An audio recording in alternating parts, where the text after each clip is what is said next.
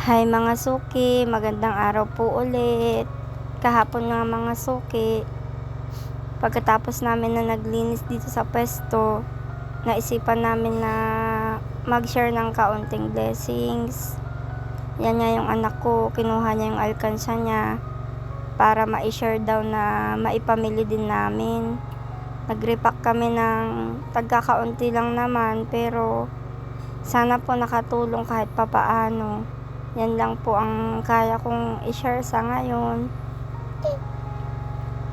Dahil hindi po tayo gano'n naman kapera, pero hindi po ako papayag na hindi ako makapag-share ng kahit kaunti sa mga ganitong kalamidad at pagkakataon.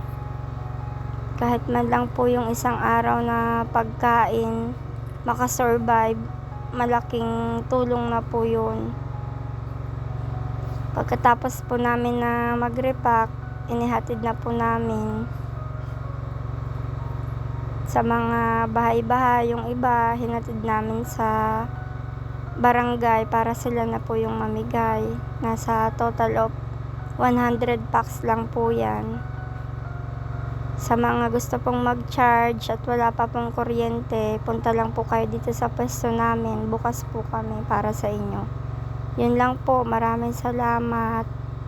Salamat po sa panonood. God bless.